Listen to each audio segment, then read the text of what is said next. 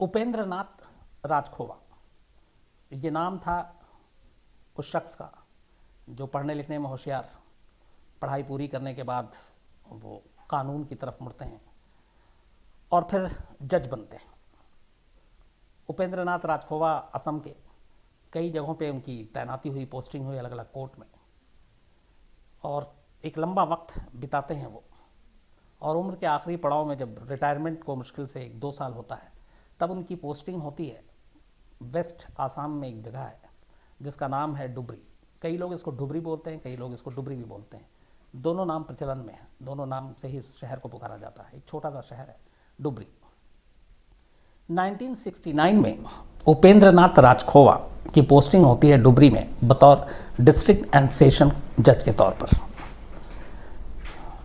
हिंदुस्तान में आपको पता है 3 तरह के कोर्ट होते हैं। एक लोअर कोर्ट जिसको अलग अलग नाम से पुकारा जाता है, कहीं ज़िला सत्र न्यायालय जैसे district session court, lower court, उसके बाद high court, then supreme court. तो 3 ही तरह के कोर्ट होते हैं। तो लोअर कोर्ट जिसको अलग अलग नाम से कहते हैं, जिसको डिस्ट्रिक्ट एंड सेशन कोर्ट भी कहते हैं, उसमें ये जज थे मिस्टर उपेंद्र नाथ राजखोवा।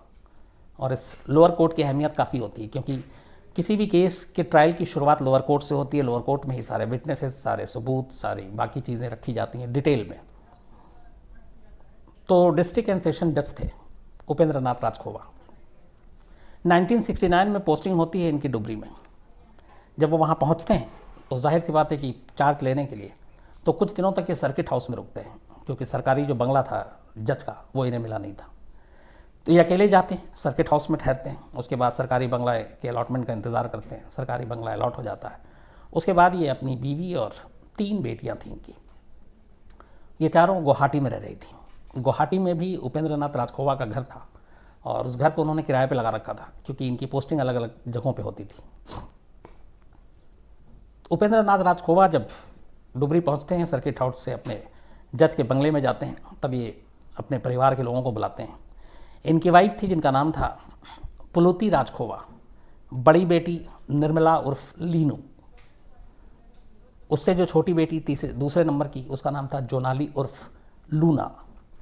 बड़ी वाली का लूनी, उससे जो छोटी थी उसका लूना, और सबसे छोटी रूपाली उर्फ रूपलेखा। तीनों बेटियां पढ़ रही थी और गुवाहाटी में थी, कॉलेज में थी। बड़ी बेटी कॉलेज पास कर चुकी थी, बाकी दोनों कॉलेज में थी। तो ये जब वहाँ पहुँचते हैं और उसके बाद अपनी बच्चियों को बुलाते हैं, फैमिली आती है वहाँ पे, और फिर उसके बाद कुछ दिन तक रुकती है। इसी दौरान में होता यह है कि वहाँ पे सरस्वती पूजा है, जो आप पूरे ईस्टर्न इंडिया में अगर देखें, चाहे वो असम हो, बंगाल हो, सरस्वती पूजा बड़ी धूमधाम से मनाई जाती है। तो फरवरी का महीना था, 69 में चार्ज लिया, उसके बाद लगभग आखिर में 70 का महीना आ गया, 70 का साल शुरू हो गया। 70 का साल शुरू होने के बाद पूजा की छुट्टी थी, सरस्वती पूजा की। तो अब चूँकि बेटियां पढ़ती थीं गुवाहाटी में, तो माँ भी जो है ज़्यादातर वहाँ पे रहती थी इनकी, मतलब जो पुलुती राजखोवा थी। तो इसी दौरान में इन्होंने सरस्वती पूजा के लिए अपनी तीनों बेटियां और बीवी को बुलाया डुबरी में। ये बात है फरवरी 1970 की। 2 फरवरी 1970 को इसके बाद इनको रिटायर होना था और 69 में आए। उसके बाद फैमिली आई, फिर फैमिली चली गई, फिर आना जाना फैमिली का लगा रहा। जज साहब यहीं डुबरी में पोस्टेड रहे। 69 से 70 आ गया और 70 में 2 फेब यानी कि 2 फरवरी 1970 को इनको रिटायर होना था। तो रिटायरमेंट से इन्होंने पहले, चूँकि एक रिटायरमेंट थी और एक पूरा करियर ख़त्म हो रहा था, इन्होंने फिर अपनी बीवी और तीनों बेटियों को बुलाया। और सरस्वती पूजा भी थी तो उसी की चलो पूजा में भी थोड़ा घूम लेंगे। तो ये पूरा परिवार इकट्ठा होता है। इसके बाद 2 फरवरी के बाद जब ये रिटायर होते हैं तो उसी बंगले में रहते हैं और बंगला भी खाली नहीं करते। आमतौर पर ऐसे लोगों को थोड़ा वक्त दे दिया जाता है। थोड़े दिन के बाद बीवी और बड़ी बेटी को ये रोक लेते हैं क्योंकि बाकी दोनों बेटियों का एग्ज़ाम था और पढ़ाई भी थोड़ा नुकसान हो रहा था, तो उन दोनों को वापस गुवाहाटी भेज देते हैं। गुवाहाटी भेजने के बाद 2 फरवरी को जब ये रिटायर होते हैं, उसके बाद 3 फरवरी को गुवाहाटी में इनका जो मकान था वो किराए पे दिया हुआ था, उससे वो कहते हैं कि वो मकान खाली कर दें क्योंकि वो रिटायर हो गए हैं और वो फरवरी में कभी भी आके वहाँ शिफ्ट हो जाएंगे। अब दोनों छोटी बेटियां जो हैं वो वापस चली गई हैं, बड़ी बेटी और बीवी घर पे है। इसी दौरान एक दिन जज साहब अपने माली को बुलाते हैं और अर्दली को बुलाते हैं, और उनका जो बंगला था उस बंगले में जो बाथरूम था, उस बाथरूम के साथ बाहर में एक पेड़ था जिसकी शाखें टहनियाँ थोड़ी इस तरफ झुक रही थी बाथरूम की तरफ। तो बुला के कहते हैं कि इसको काट दो। तो वो काटते हैं, उसके बाद कहते हैं कि नहीं, इसको पूरा जड़ से ही हटा दो यहाँ से। तो वो जड़ से उसको हटा दिया जाता है। दरख्त बहुत या पेड़ बहुत बड़ा नहीं था, तो वहाँ पे एक गड्ढा हो जाता है, उसको वो और गड्ढा करवा देते हैं। तो वो पूछता है माली कि क्यों ऐसा करा रहे हैं। तो उन्होंने कहा कि इसमें वो कूच बिहार से एक नए जो फ्लावर है उसका प्लांट लाकर इसको लगाएंगे, ताकि जाएँ तो जो भी यहाँ नया है उस कम से कम उस याद रखे। तो वो गड्ढा खोद देता है और उस गड्ढे को छोड़ देता है। अब इनकी वाइफ वहीं थी, तो वाइफ एक दो बार गड्ढे को देखती हैं, उन्हें अजीब सा लगता है। तो एक बार जज साहब कोर्ट में थे, उन्होंने माली को बुलाया और उसको कहा कि इस गड्ढे को भर दो। उसने उस गड्ढे को भर दिया। जज साहब शाम को लौटते हैं, देखते हैं गड्ढा भरा हुआ, उनको गुस्सा आता है, वो फिर उसको बुलाते हैं और उस गड्ढे को दोबारा फिर से वापस सारी मिट्टी बाहर निकलवा देते हैं, गड्ढा खाली कर देते हैं। एक दो दिन और बीतता है। एक दो दिन के बाद अचानक अब बाथरूम था, अब एक किचन की तरफ ऐसे ही पेड़ था। किचन के ठीक पीछे के पेड़ को भी वो कहते हैं कि इसको काट दो, और वहाँ पे भी सेम गड्ढा करवा देते हैं और कहते हैं कि यहाँ पे भी मुझे कूच बिहार से फ्लावर का जो प्लांट लाएंगे वो लगाएंगे। तो अब जज साहब के बंगले के अंदर दो जगह पे गड्ढे खोदे जा चुके थे और गड्ढा खुला हुआ था। इसके बाद 10 फरवरी का दिन आता है।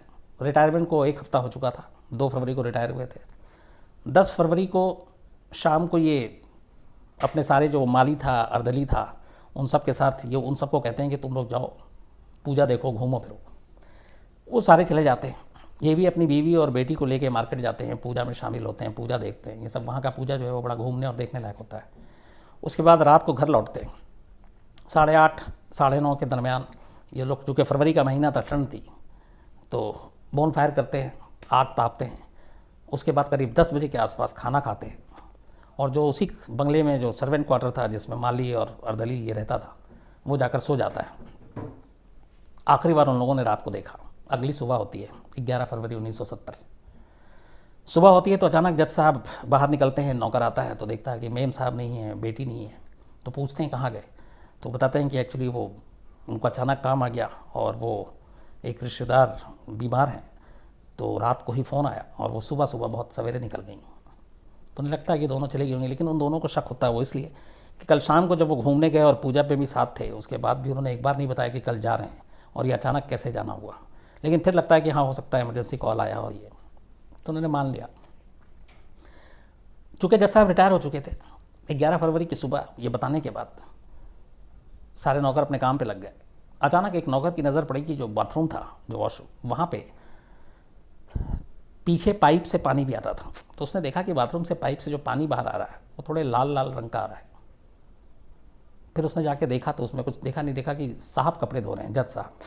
चादर, पिलो कवर, अपने पायजामा, कुर्ता, जो शर्ट। तो इन्हें बड़ा अजीब लगा। फिर उन्हें लगा कि कुछ रंग छूट रहा होगा चादर से, चादर लाल रंग का ही था, तो उन्हें कुछ वो नहीं था। फिर भी वो कहते हैं कि आज तक जब से यहाँ पे जज साहब आए 1969 से, लगभग साल भर होने वाला, उनको कभी कपड़ा धोते हुए नहीं देखा। आज अचानक धो रहे हैं, वो किसी भी नौकर से कह सकते थे वो धो सकता था। फिर कहते हैं चलो साहब की अपनी मर्जी, रिटायर हो चुके हैं, शायद काम करने का शौक़ हो,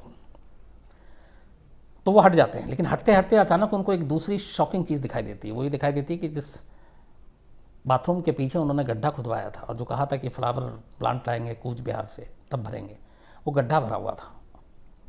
अब दोनों बड़ा ये भी कि अचानक गड्ढा भर गया और इस पर कोई फूल और उसका वो पौधा तो लगा नहीं है। फिर भी कहते हैं हटाओ, क्या करना। तो वो बात आई गई हो जाती है। अब बीवी बेटी जा चुकी है, गड्ढा भरा जा चुका है। 11 फरवरी के बाद 12-13 फरवरी होता है। 14 फरवरी को जज साहब फिर से गुवाहाटी फ़ोन करते हैं, और इस बार वहाँ पे जो उनकी दोनों बेटियाँ थीं, वो एक इनके रिश्तेदार के घर पे रहती थीं, पढ़ती थीं, और उनसे कहते हैं कि वो दोनों बेटियों को यहाँ भेज दीजिए, उनके पास डुबरी, क्योंकि दिल्ली जाना है। नहीं, दिल्ली नहीं, बल्कि उन्हें घूमने के लिए जाना है, और वो भी दार्जिलिंग। तो वो बताते हैं कि एग्ज़ाम नज़दीक है, फरवरी का महीना था, मार्च में एग्ज़ाम था, तो ऐसे वक्त में घूमने का कुछ समझ में नहीं आया। उन्होंने कहा कि नहीं, पहले से प्लान कर रखा है। फिर वो पूछते हैं कि उनकी माँ और बेटी कहाँ हैं, तो वो बताते हैं कि वो दोनों अचानक एक रिश्तेदार है, वो वहाँ गए हैं उनसे मिलने के लिए। तो वो कहते हैं ठीक है, बट उनका ये था कि नहीं, आप उन दोनों को भेज दो और हमें दिल्ली निकलना है।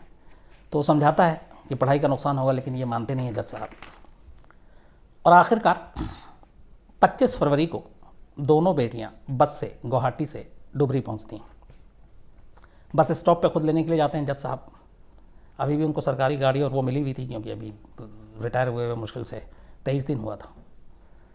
तो वो अपने अर्दली और उसके साथ रहते हैं। फिर वो बेटियों को बस स्टॉप से लेकर अपने बंगले पे आते हैं, जज के बंगले पे, और फिर खाना वाना खाते हैं। उनके नौकर और माली ये सब देखते हैं दोनों बेटियों को। बात आई गई हो जाती है। 26 फरवरी की सुबह होती है। 26 फरवरी की सुबह जज साहब उठते हैं। फिर अचानक वो नौकर पूछता है कि मेम साहब कहाँ हैं दोनों बेटियाँ। तो कहते हैं कि अचानक फ़ोन आ गया और वो दोनों कोकराझार गई हैं एक जगह और वहीं पे उनकी माँ और जो बहन है वो भी पहुंच रही हैं। तो अचानक जाना पड़ा और मुझे भी शायद जाना पड़ेगा। तो उनको लगा कि चलो ये भी हो सकता है, लेकिन अजीब लगा कि अभी 25 को आई और अचानक चली गई, इतनी दूर से आई। बात आई गई होगी। इसके बाद जो माली था और नौकर था वो बंगले में अपने क्वार्टर की तरफ जा रहा है। तब उसे दूसरा धक्का लगता है। देखता है जो किचन के पीछे पेड़ को उखाड़ा गया था और जहाँ पे गड्ढा करवाया था जज साहब ने, 26 फरवरी की सुबह वो गड्ढा भी भर गया और उसके ऊपर भी कोई फूल का पौधा नहीं लगा हुआ है। तो दो जो गड्ढे थे, एक 11 फरवरी की सुबह भर गया और 10 फरवरी की रात से जज साहब की बेटी और बड़ी बेटी और बीवी गायब, और 25 फरवरी को दूसरा गड्ढा भरता है और दोनों बेटियां बंगले से चली जाती हैं। नौकरों को लगा जज साहब की बात है, इनकी फैमिली क्या कहें, तो वो सोचते रहे। लेकिन इसके बाद भी अगले मार्च पूरा महीना जज साहब उसी बंगले में रहे, अकेले रहे। 15 अप्रैल को 1970 जज साहब ये बंगला छोड़ते हैं और डुबरी से चले जाते हैं।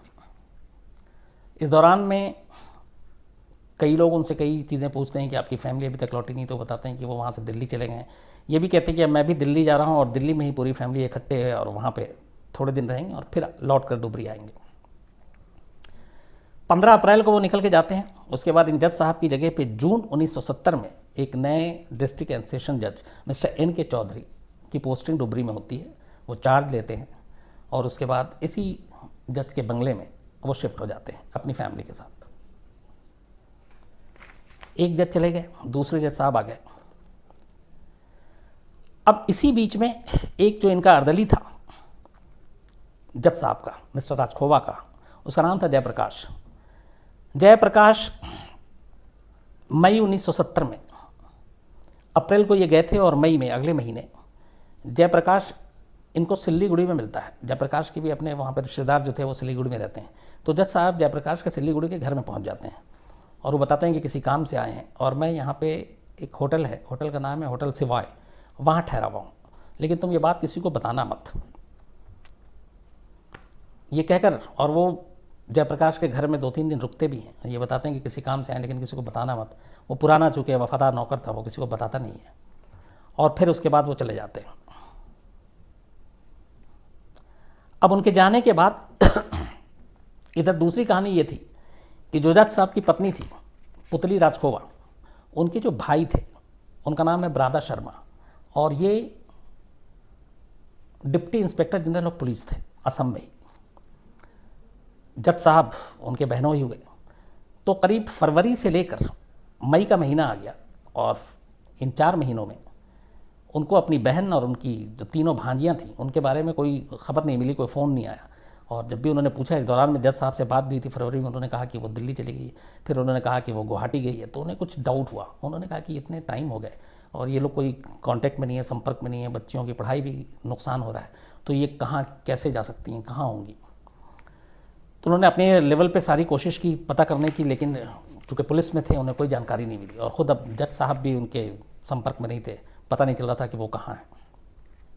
तो आखिर में थक हार कर मिस्टर ब्रादा शर्मा जो DIG थे वो मई 1970 में डुबरी पहुंचते हैं और डुबरी जाने के बाद उस बंगले पे भी जाते हैं। वहाँ नए जज साहब आ गए थे, उनसे पूछते हैं और कहते हैं कि हमारी तो कोई मुलाकात नहीं हुई। फिर वो पुराने स्टाफ से मिलने की कोशिश करते हैं, माली नौकर से, उनसे भी कोई जानकारी नहीं मिलती। बट कोर्ट में जो अर्दली था जयप्रकाश, फिर उनसे मुलाकात होती है। तो वो कहते हैं कि मैं परेशान हूँ क्योंकि ऐसे सारे चारों वो गायब हैं पहले से और जज साहब भी नहीं मिल रहे हैं, कहीं कुछ हो ना जाए। तो जयप्रकाश फिर उनसे एक राज उगल देता है। वो कहता है कि कुछ वक्त पहले ही सिल्लीगुड़ी में वो उनसे मिले थे जज साहब और उन्होंने कहा था कि मेरे बारे में किसी को बताना मत। फिर वो ये भी बता देता है कि उन्होंने ये कहा था कि मैं सिलीगुड़ी की होटल सवाई में ठहरा हुआ हूँ।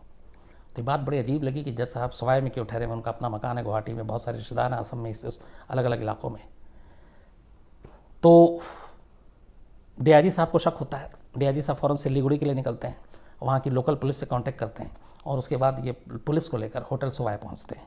वहाँ रजिस्टर पे पता चलता है कि रूम नंबर 3 में मिस्टर उपेंद्र नाथ राजखोवा ठहरे हुए हैं पिछले कई दिनों से।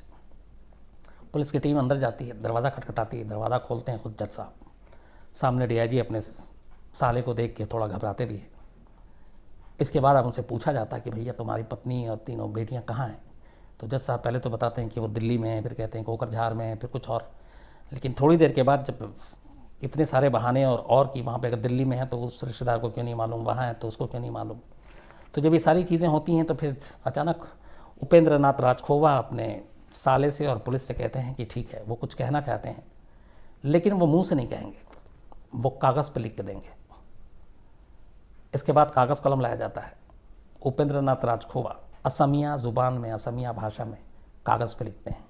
जो वो कागज़ पे लिखते हैं उसमें ये लिखा था कि 10 फरवरी 1970 की रात उस जज के बंगले में अचानक उनकी वाइफ का पैर फिसल गया, उनका सर फर्श से लगा और दीवार से लगा और उसके बाद उनकी मौत हो गई। बेटी घर में थी बड़ी वाली। जब उसने देखा कि उसकी माँ की मौत हो गई है तो बेटी ने सदमे में नींद की गोलियां ओवरडोज ले ली, बहुत ज़्यादा खा ली एक साथ, तो उसको खाने से उसकी भी मौत हो गई। सुबह उन दोनों की मौत हो चुकी थी। रात भर वो उस लाश के साथ रहे और उसके बाद सुबह उन्होंने कुछ मज़दूरों को बुलाया, गाड़ी में लाश रखी और ले जाकर वहीं ब्रह्मपुत्र नदी है उस नदी में बहा दिया दोनों लाशों को। ये 10 फरवरी की रात की बात है। तो पूछा गया बाकी दोनों जो बेटियां थी, छोटी वाली जोनाली और रूपाली, वो तो उन्होंने कहा कि इसके बाद उन्होंने खबर नहीं दी अपनी दोनों बेटियों की कि तुम्हारी माँ और बहन नहीं है, वरना उन्हें भी सदमा लगता। लेकिन फिर ये लगा कि कब तक छुपाऊँ। तो 25 फरवरी को, 10 फरवरी के ठीक 15 दिन के बाद उन्होंने अपनी दोनों बेटियों को बुलाया इसी बंगले पे। दोनों बेटियां आई। इसके बाद उन्हें जब पूरी कहानी सुनाई तो उन्होंने ये भी कहा कि घर पे नहीं सुनाई, उनको अपने साथ गाड़ी में ले गया। गाड़ी में मुझे किसी ऐसी जगह पे बात करनी थी जहाँ पे कोई शोर शराबा ना हो, तो ब्रह्मपुत्र नदी के किनारे ही गया था। वहाँ जैसे ही बताई तो उन दोनों बहनों ने ये सुनकर ब्रह्मपुत्र नदी में छलांग लगा दी और उन दोनों ने भी खुदकुशी कर ली। ये कहानी उन्होंने बताई। इसके बाद पुलिस ने, और जो लोकल पुलिस थी सिलीगुड़ी की, उसने और डीआईजी साहब उनके जो साले थे उनसे कहा कि ठीक है, आपने जो कुछ कहा है आपको पुलिस में स्टेटमेंट ये देना पड़ेगा जो आपने लिख के दिया है, और मजिस्ट्रेट के सामने भी आपको बयान देना होगा कि आप तैयार हैं। चूँकि मामला एक जज का था तो पुलिस भी हर कदम फूंक के उठा रही थी, तो उसने कहा क्यों ना बयान मजिस्ट्रेट के सामने दर्ज कराया जाए। इसी के बाद कहा गया कि आप चलिए और मजिस्ट्रेट के सामने बयान देना है। तो जज साहब ने कहा कि ठीक है, आप मुझे 2 मिनट का वक्त दीजिए, मैं कपड़े चेंज कर लेता हूँ, कपड़े चेंज करके आता हूँ, फिर मजिस्ट्रेट के सामने चलता हूँ। उन्होंने कहा ठीक है। ये लोग होटल में रूम में बैठे रहे, वो अंदर बाथरूम में गए जज साहब, और अचानक चीखने की आवाज़ आई। दरवाज़ा को फ़ौरन तोड़ा गया तो अंदर एक चाकू से जज साहब ने अपने पेट पे चाकू मार रखा था और लहूलुहान बुरी तरीके से उन्होंने खुदकुशी करने की कोशिश की थी। बुरी तरह ज़ख्मी हालत में डॉक्टर साहब को फ़ौरन वहाँ से पुलिस अस्पताल लेकर गई और अस्पताल में ले जाने के बाद अब उनका इलाज शुरू हुआ। बड़ी कोशिशों के बाद डॉक्टर साहब की, वो जज साहब की जान बची। और जब ये हो गया तो उसके बाद अब पुलिस वेट कर रही थी कि डॉक्टर साहब ठीक हों तो आगे की पूछताछ हो और 4 जो लोग गायब हैं इनका सच पता चल सके। आखिरकार जुलाई पूरा गुजर गया। उसके बाद 1-1.5 महीना बीता, डॉक्टर साहब खतरे से बाहर आए। पुलिस ने पूछताछ की। 9 अगस्त 1970, 9 अगस्त 1970 को जब डॉक्टर साहब ठीक हो गए तो पुलिस ने पूछताछ की। तब उन्होंने कबूल किया कि जो 4 उनकी फैमिली में लोग थे, उनकी पत्नी और 3 बेटियां, उनमें से कोई भी किसी के साथ हादसा नहीं हुआ, न किसी ने सुसाइड किया, बल्कि उन 4 का कत्ल उन्होंने ही किया। अब ये सुन के सभी दंग थे कि एक जज ऐसी बात कर रहा है। फिर उससे पूछा गया कि अच्छा ठीक है, अगर आपने पहले कहानी सुनाई ब्रह्मपुत्र नदी में फेंक दिया, लाश बहा दी, 2 छलांग मार दी, उस चक्कर में कई पुलिस वाले ब्रह्मपुत्र नदी को खंगालने लगे, लाश तो मिली नहीं, तो अगर आपने 4 मारा तो इसका सबूत क्या कि ये 4 कहाँ हैं? तब जज साहब ने कहा कि इन 4 की लाश डिस्ट्रिक्ट एंड सेशन जो जज है, जो उनका सरकारी बंगला है डुबरी में, उस डुबरी के बंगले में एक जो बाथरूम है उसके ठीक पीछे जो गड्ढा है उसमें है, और दूसरे गड्ढे में 2 और लाशें हैं जो ठीक किचन के पीछे है उसमें। 9 अगस्त को ये कबूल करती है। उसके बाद पुलिस की टीम पहुंचती है। 10 अगस्त को वहाँ के सेशन जज से परमिशन ली जाती है कि चूँकि मामला जज के बंगले का है कि जज के बंगले में खुदाई करनी है, सबूत इकट्ठा करना है, तो 10 तारीख को ये परमिशन मिलती है, इजाज़त दी जाती है। इस इजाज़तनामे के साथ 11 अगस्त 1970 को पुलिस की टीम मज़दूरों के साथ जज के बंगले पर पहुंचती है और उनके बताए हुए जगह पर खुदाई की जाती है। जो वॉशरूम था, जो बाथरूम था, उसके पीछे गड्ढे में जब खुदाई की गई तो 2 कंकाल मिले। उनमें से एक जज साहब की पत्नी और दूसरी उनकी बड़ी बेटी का। जो किचन के पीछे गड्ढा था उसमें से भी 2 लाशें निकली। वो दोनों उनकी दोनों छोटी बेटियों की लाशें थीं। इसके बाद पता चला कि एक अर्दली ने उसमें इनकी मदद की थी, उसको भी पकड़ा गया। अब ये मामला सुर्खियों में आ गया क्योंकि एक जज, ऊपर से जज का बंगला, और उस बंगले के इर्द गिर्द के आप हालात देखें कि वहाँ पे डिप्टी एसपी, जो बाकी जुडिशल के अफसर हैं वो, जो कमिश्नर होते हैं वो, इन सब का घर या बंगला था। मतलब मोस्ट वीवीआईपी एरिया। और उसके बीच में, ठीक बीचों बीच में ये जज का बंगला, और उस बंगले के अंदर 4 कत्ल और 4 लाशें उसी बंगले के अंदर दफन। इसके बाद पुलिस पूछताछ करती है, पर जज साहब इसके आगे कुछ नहीं बताते हैं। वो मानते हैं कि हाँ, ये 4 कत्ल उन्होंने किया। अब इस केस की पैरवी के लिए, इस केस की सुनवाई के लिए, चूँकि मामला एक जज का था, एक स्पेशल जज को अपॉइंट किया जाता है जो इस केस का ट्रायल करेगा। पुलिस अपनी जांच पूरी करती है, चार्जशीट दाखिल करती है, और 13 नवंबर 1972 को ट्रायल शुरू होना था। चार्जशीट दाखिल होने के बाद स्पेशल जज ने टाइम दिया 13 नवंबर 1972 को कि इस दिन से मुकदमे की कार्रवाई शुरू होगी। तब तक जज साहब को पूछताछ के बाद डुबरी के जेल में ही भेज दिया गया था। वो जुडिशल कस्टडी में थे। 13 नवंबर से उन्हें कोर्ट में आना था और एक जज को एक मुलजिम के कटघरे में खड़ा होना था। लेकिन 13 नवंबर को ये सुनवाई शुरू होती, उससे पहले 12 नवंबर की रात को ही जज साहब ने डुबरी जेल के अंदर एक बार फिर अपनी जान लेने की कोशिश की, खुदकुशी करने की कोशिश की। फिर उन्होंने अपने आप को ज़ख्मी कर लिया। उन्हें हॉस्पिटल ले जाया गया और इस वजह से 13 नवंबर 1972 से जो सुनवाई शुरू होनी थी वो फिर टल गया। ये दूसरी कोशिश थी जान लेने की खुद की। इसके बाद फिर कुछ दिन के बाद ठीक होते हैं। अब पुलिस के सामने ये था कि कहानी सारी थी। जज साहब का इकबालिया बयान था, जो एक अर्दली था वो शामिल था, वो भी उसने गवाही दे दी थी। लेकिन पुलिस को ये समझ में नहीं आ रहा था कि जज साहब ने अपनी ही बीवी और 3 बेटियों का कत्ल क्यों किया, और वो भी जिनके साथ 60 साल की उम्र उनकी हो चुकी थी। शादी को करीब 30 साल से ज़्यादा हो गया था। बेटियां सब 18 साल से ऊपर की थीं, कोई 24 की, कोई 22 की। तो ऐसा क्यों? और ये फिर और भी इसमें चीज़ें कि उन्होंने रिटायरमेंट का अपना इंतज़ार क्यों किया। 2 फरवरी को रिटायर होते हैं, 10 फरवरी को पहली किस्त में वो अपनी बीवी और बड़ी बेटी को मारते हैं। 15 दिन और इंतज़ार करते हैं। उसके बाद दूसरी किस्त में 25 फरवरी को अपनी दोनों छोटी बेटियों को मारते हैं।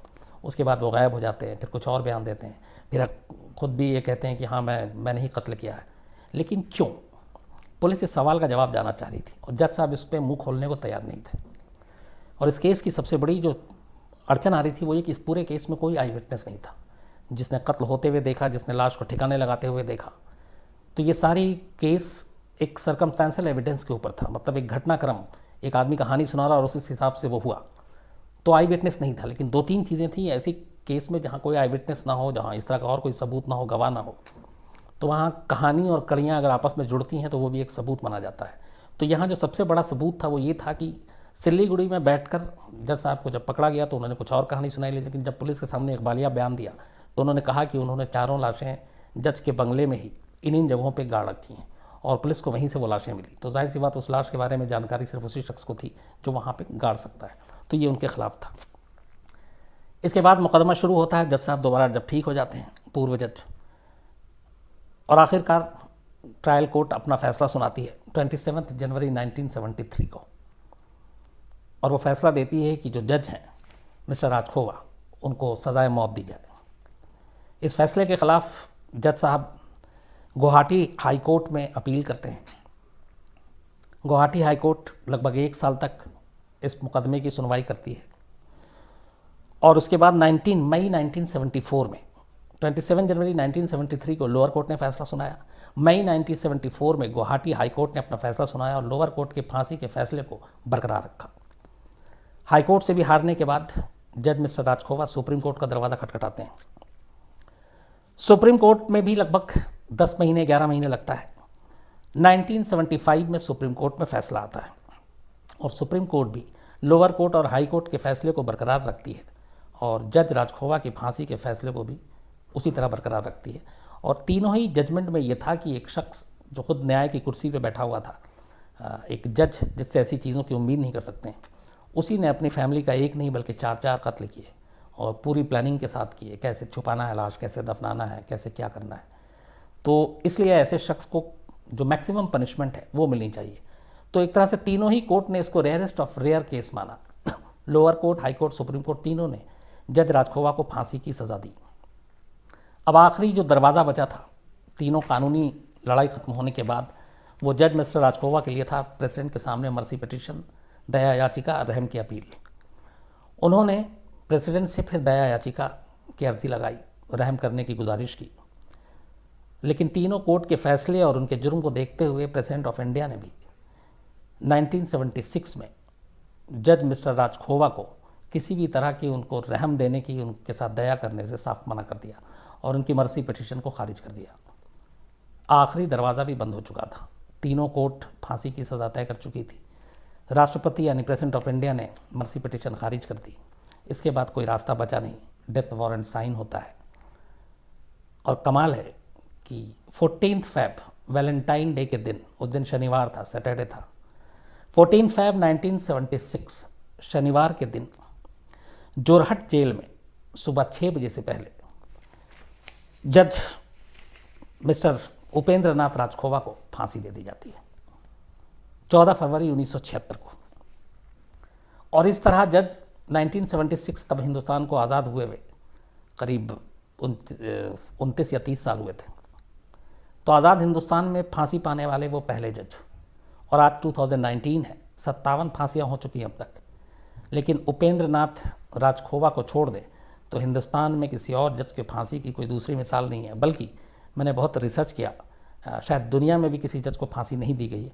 अगर राजद्रोह और बाकी चीज़ों के हालात छोड़ दें, क्राइम के इशू पे, मतलब जो हार्डकोर क्राइम है, रेप, मर्डर या इन तरह की चीज़, ऐसे मामलों में किसी जज को फांसी देने का शायद ये देश और दुनिया में पहला मामला है अब तक का और इकलौता मामला है। 76 में फांसी दे दी गई। उसके बाद दूसरी तरफ जब ये कहानी सामने आई तो उन जज साहब ने बंगला छोड़ दिया था जो दूसरे जज वहाँ पर रहने के लिए आए, क्योंकि एक अजीब सी वो होती है सोचकर। और फिर धीरे धीरे वो बंगला खाली हो गया। वहाँ के लोगों ने उसको भूतहा बंगला कहना शुरू कर दिया। फिर वो खाली बंजर की तरह रहने लगा। अभी 2010 के बाद वहाँ की सरकार ने इस बंगले को तोड़कर और वहाँ पे एक जुडिशियल बिल्डिंग बनाने का फ़ैसला किया है, क्योंकि आसपास में कोर्ट, अभी डिस्ट्रिक्ट सेशन कोर्ट वहीं है डुबरी में, बाकी अफसरों का भी है। बस एक बंगला ये जो है इस इंसिडेंट की वजह से खाली था, लोग भूतहा कहते थे, तो उसको वापस अब जो है उस ज़मीन पर, उस बंगले की जगह पे एक जुडिशियल बिल्डिंग बनाई जा रही है। अब तो शायद बन भी गई होगी। अगर कोई है वहाँ पे डुबरी के, हमारे क्राइम तक के फैमिली के, उन्हें पता तो वो ज़रूर बताएं। तो ये थी कहानी हिंदुस्तान के उस इकलौते जज की जिसे फांसी दी गई। लेकिन अब सबसे बड़ी चीज़ जो मैंने शुरू में आपसे कहा था कि राज पूरी कहानी सुना दी। जज साहब ने अपनी बीवी और 3 बेटियों को मारा क्यों? लगभग 60 साल की उम्र हो गई जब वो रिटायर हुए। बीवी के साथ 30-35 साल गुजार दिए, तीनों बेटियां जवान हो गईं। तो ऐसी क्या चीज़ थी जो जज साहब ने अपनी बीवी और बेटी को मारा?